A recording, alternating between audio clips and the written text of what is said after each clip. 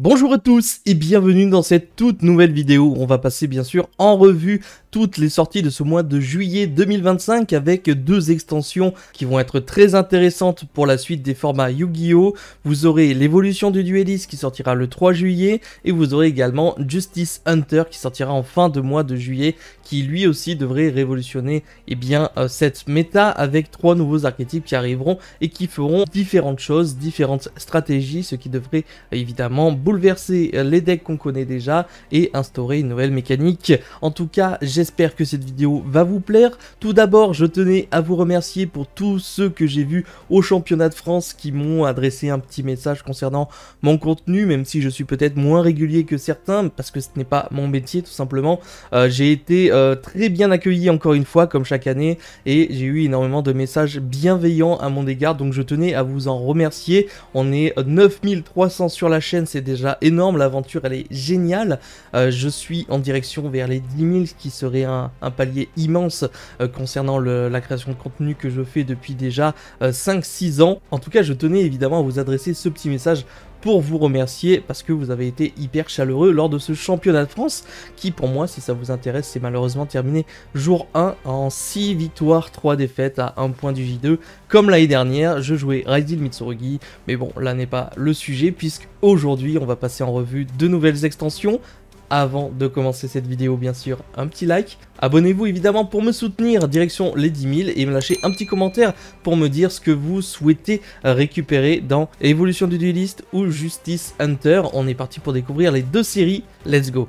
Les amis, on va essayer d'être à peu près rapide quand même, parce qu'on a deux grosses séries à voir aujourd'hui. Tout d'abord, Duelist Advance, l'évolution du Duelist, qui sortira normalement officiellement le 3 juillet 2025. Il n'est pas impossible qu'il y ait des décalages de séries, puisque vous avez bien vu que le Bataille de Légende va être décalé tout simplement à cause d'une erreur d'usine. Vous connaissez l'histoire, on va pas en reparler. Il y a eu des drops de Starlight trop importants. Bref, donc je vais vous parler de ces deux séries. Malheureusement, peut-être que Justice Hunter sortira qu'en août. Bref, on va déjà analyser ce qu'on a. Ici, il s'agira d'une des premières séries classiques qui va reprendre justement ses raretés Starlight à l'intérieur. Konami nous annonce que normalement, le taux de drop dans cette série-là sera similaire à celle des Secret Quart de siècle auparavant, et nous avons à l'intérieur une stratégie qui va tourner autour des Exals et des nouveaux monstres onomatopées de Yuma avec des nouveaux Xyz utopiques ou autres. Il y aura donc de nouveaux numéros.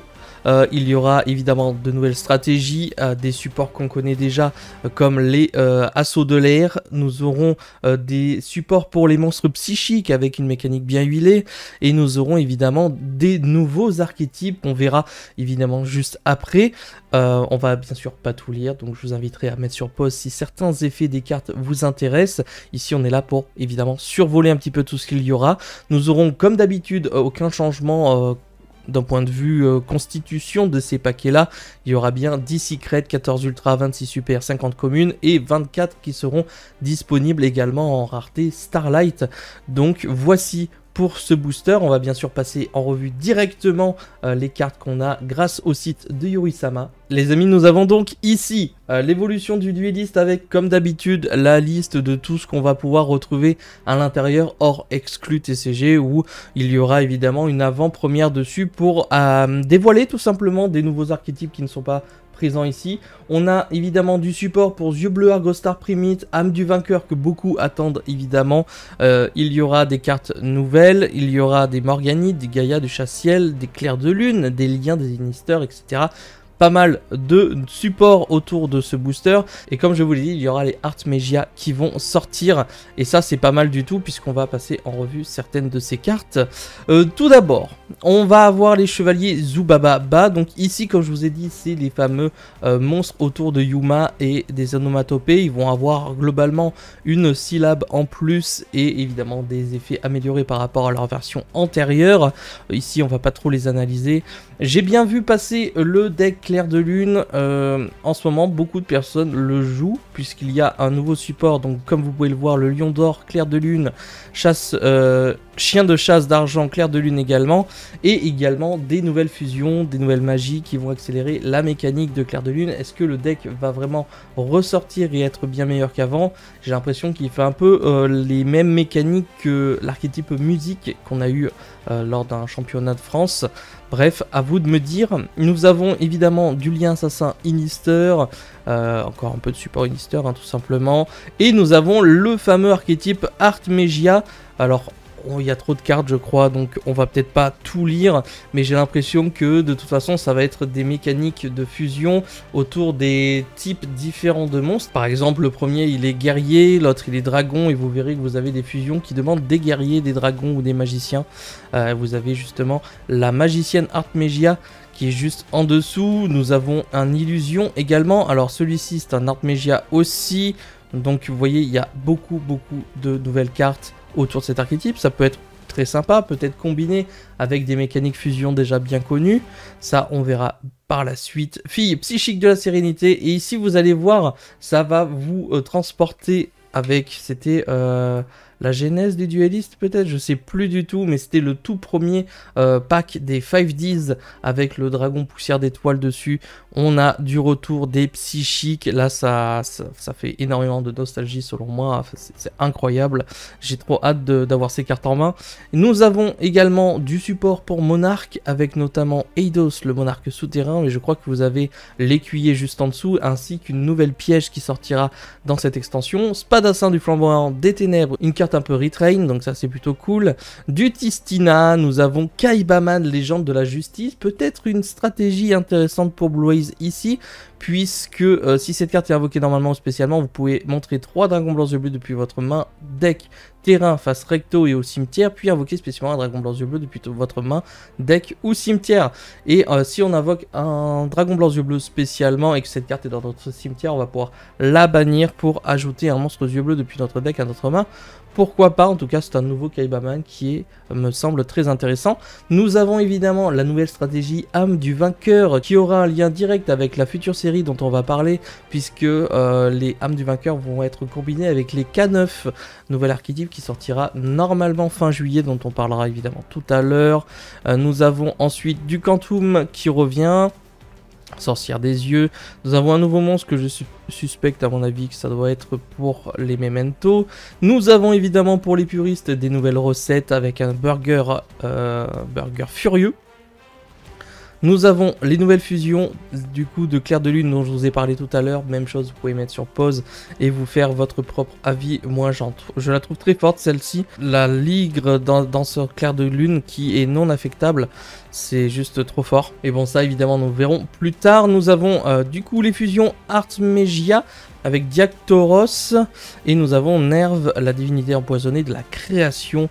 Des cartes qui j'espère feront des petits ravages. On analysera bien sûr ce que fait le deck Artmegia un peu plus tard. Dragon Berzelius Profond Primite dont on a déjà vu l'utilisation. Annuler les effets activés des monstres contrôlés par votre adversaire dont le niveau, rang, classification, lien est inférieur ou égal au nombre de monstres normaux dans votre terrain et cimetière. Si cette carte est envoyée depuis le terrain au cimetière, vous pouvez invoquer spécialement un monstre normal depuis votre deck en position de défense. Donc un ajout prépondérant pour le deck Blue Eyes Primite, bien entendu. Une mécanique qui va accélérer une fois de plus les invocations Blue Eyes. Mais est-ce que avec toutes ces cartes qui nécessitent des monstres normaux ou dragons blancs yeux bleus, il n'y aura pas un troisième dragon blanc yeux bleus qui va devoir se glisser obligatoirement dans les decks? Ça, nous verrons par la suite. Premier des seigneurs dragons, un petit boss monster supplémentaire de celui qu'on avait déjà dans le jeu. Soldat dragon Sacramentum qui pourra peut-être se jouer justement avec les Artmegia, puisqu'il suffit d'un monstre dragon et un monstre magicien pour l'invoquer. Ça va être des fusions très sympas. Nous avons évidemment les nouvelles synchros autour des psychiques, les Xyz autour de Yuma, des Gagaga et des Utopiques. Un petit peu de champion héroïque aussi qui peut faire plaisir. Évidemment, un petit peu de Darko Star, la Xyz âme du vainqueur. Évidemment, les âmes du vainqueur, à mon avis, vont être en haute rareté, je pense. Nous avons pour les puristes les assauts de l'air que voici, qui devrait améliorer encore une fois les mécaniques. Alors je ne sais pas ce que Konami a avec les assauts de l'air, mais ça fait beaucoup de support. Je crois qu'ils ont vraiment beaucoup de cartes. à voir si ça change quelque chose au deck ou non. Ensuite, nous aurons évidemment des magies et des pièges. On va essayer de passer très rapidement, qui vont apporter justement une synergie avec leur deck, leur archétype de base, avec ici les Régénèses, les Monarques, du Cendré, du Primite évidemment pour invoquer la fusion un peu plus rapidement, âme du vainqueur, c'est parti, les livres de recettes, la nouvelle petite Morganite qui me semble très intéressante dans cette extension, qui pourra être jouée avec certains decks. En gros, on va pouvoir invoquer des monstres normalement de minimum niveau 5 sans sacrifice, et on ne payera aucun point de vie pour activer des cartes magie piège, ce qui me semble assez fort lorsqu'on joue des decks contrôle à base de jugement solennel ou autre. Ensuite, on a des jolies cartes comme Printemps, on a évidemment du Artmegia qui sera là, la nouvelle piège concernant les monarques dont je vous ai parlé qui a une multitude d'effets. Nous avons ensuite, eh bien c'est à peu près tout, chasseur d'esprit, après ce sera des petites cartes génériques, erreurs de livraison, bref, voici en gros pour cette extension, l'évolution du dueliste. Maintenant je suis assez hype pour passer directement à Justice Hunter, pour voir avec quoi tous ces archétypes pourront être combinés prochainement. Les amis, concernant Justice Hunter qui normalement devrait sortir le 31 juillet, mais j'ai des doutes avec les décalages que Konami va nous faire concernant les produits scellés. On a quoi? Alors Konami nous dit qu'on aura évidemment 3 nouveaux archétypes. Ça me semble assez logique et on les voit ici, on a des espèces de Dracotai, ok. Ensuite on a les K9 évidemment et l'archétype un peu cute à base de petits chatons cupcake ou autre qui va être très intéressant. Donc je crois que c'est les Yumi en OCG qui font énormément de résultats. J'ai vu passer quelques decklists Yumi, ça a l'air de top, de faire de très bons résultats. Donc on ne sait pas si le premier archétype sera un peu l'archétype fun à base de l'or. Les K9 ils vont être très forts mais combinés plutôt avec les âmes du vainqueur, et peut-être que les Yumi seront à contrario l'archétype prédominant qui va pouvoir se jouer tout seul et être un deck à part entière. Là-dessus on verra, puisque évidemment le format OCG et TCG n'est pas le même, et à l'intérieur de ces boîtes du coup il y aura 60 cartes, 10 ultra, 10 super, 40 cartes rares. On connaît, c'est les fameuses cartes où il y a des collectors, et nous aurons 15 cartes qui seront disponibles en collector rare, plus certaines qui seront bien sûr disponibles également en Starlight rare, donc ça risque d'être assez dingue comme d'habitude. Et pour la composition du booster, c'est à peu près la même chose, 6 rares et une super ou plus dans chaque paquet, et je le rappelle, vous aurez 24 paquets par boîte. On passe maintenant à l'analyse directement des archétypes. Les amis, concernant ces cartes de Justice Hunter, donc qu'on verra bien plus tard, donc la traduction non officielle ce sera que de Draco, et les succulents, succulentes vol, succulent amusement, ok, et les K9 bien évidemment qui seront sûrement couplés avec les âmes du vainqueur dont je vous ai parlé. Donc ici nous avons les queues de Draco, donc ça a l'air d'être une mécanique à base d'invocation fusion, de magie piège, ok. J'ai l'impression que ça va être un peu près pareil que d'autres archétypes. Là-dessus, je sais pas trop quoi en penser. Le mule que Draco, je l'avais vu passer durant la main phase. Effet rapide, vous pouvez invoquer par fusion un monstre fusion que de Draco depuis votre extra deck en utilisant des monstres depuis votre main ou terrain. Et aussi, vous ne pouvez pas invoquer spécialement de monstres fusion exclus depuis extra deck le reste de ce tour. Donc déjà, on sait que c'est un archétype qui ne va pas pouvoir se combiner avec tout et n'importe quoi. Si cette carte est envoyée au cimetière comme matériel pour une invocation fusion, vous pouvez poser une magie piège que de Draco depuis votre deck. Vous pouvez annuler les effets d'un monstre face recto contrôlé par votre adversaire. Ok, ça peut être intéressant. Nous avons évidemment la petite fusion qui sera à l'effigie, je crois que c'est le boss monster, tout simplement, de ces queues de Draco. Ok, le Gramel queue de Draco également. Et après nous avons bien entendu les magies et les pièges qui vont tourner autour de tout ça. J'ai l'impression qu'après, en gros, le but sera de faire des fusions et de pouvoir avoir un effet supplémentaire parce qu'ils ont été utilisés comme matos.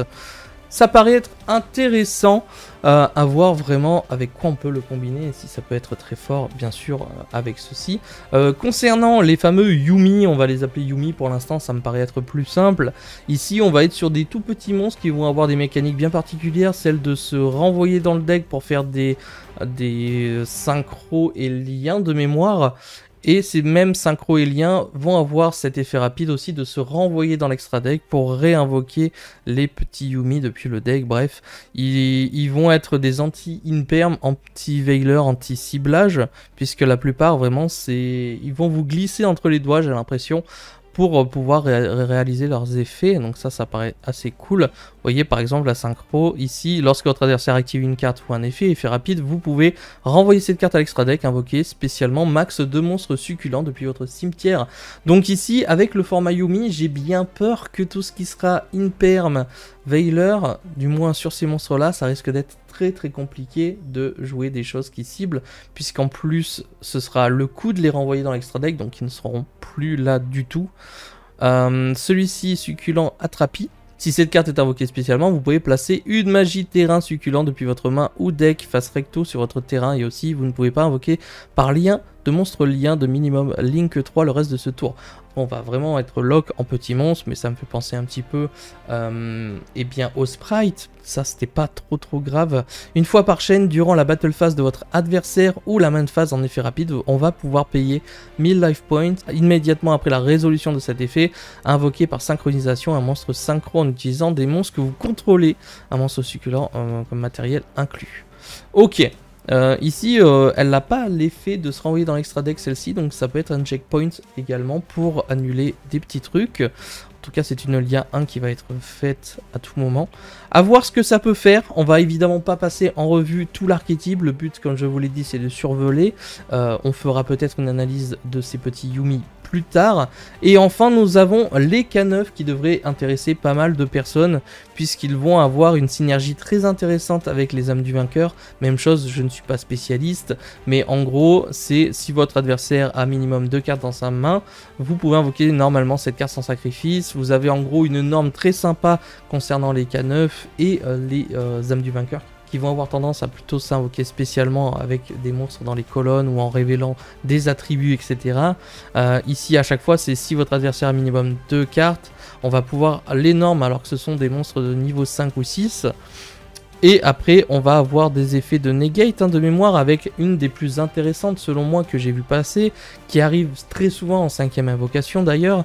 C'est celle-ci, la K9 numéro 17.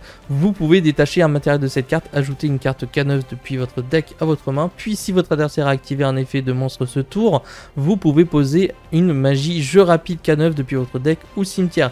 Donc déjà, l'effet est très punitif si notre adversaire fait des actions, mais surtout l'effet très intéressant, c'est lorsque votre adversaire active un effet de monstre dans la main ou le cimetière, effet rapide, vous pouvez détacher un matériel de cette carte, annuler l'effet. Et comme je vous l'ai dit, on le fait souvent en 5ème invocation parce que si on fait Nibiru, et bien grâce à cette numéro 17, on est protégé. Et il n'y a pas de Nibiru tout simplement, donc ça va être vraiment très dur. Nibiru aura beaucoup moins d'impact, sauf s'il est accompagné comme d'habitude par une Imperm ou un Veiler, mais ça risque d'être très compliqué pour arrêter cette mécanique des K9. Et évidemment, c'est à peu près tout ce qu'on va dire, parce que il y a trop de choses à dire dessus, et je pense que comme les Yumi, on devra les analyser à l'individuel. En tout cas, sachez que vous avez ces 3 archétypes dans cette extension Justice Hunter qui arrive très bientôt, les amis. J'espère que cette vidéo déjà vous aura assez donné d'infos concernant ce qui arrive cet été à Yu-Gi-Oh! Les amis, c'est à peu près tout. Je sais, je suis allé peut-être un petit peu vite. On aurait pu s'arrêter sur pas mal d'autres cartes. On n'a même pas réellement vu ce que faisait à l'individuel chacun des archétypes. Mais si je faisais ça, ce serait un live de 2-3 heures. On pourrait le faire à l'occasion. Malheureusement, je n'ai pas du tout le temps, comme vous l'avez vu, de live sur Twitch. Donc même si c'est quelque chose que j'aurais aimé faire, on verra peut-être plus tard. Comme je vous l'ai dit, ce n'est pas mon métier de faire des vidéos, j'ai mon métier à côté, j'ai ma vie de famille, etc. Donc je fais au mieux. En tout cas, j'espère quand même que cette vidéo vous aura permis de faire le point sur ce qui va sortir durant ce mois de juillet. Sûrement aussi, évidemment, les batailles de légende qui devraient avoir une date prochainement. En tout cas, merci à tous d'être restés jusqu'au bout de cette vidéo. Je vous donne rendez-vous pour une prochaine. C'était Yamiro. Ciao les potes!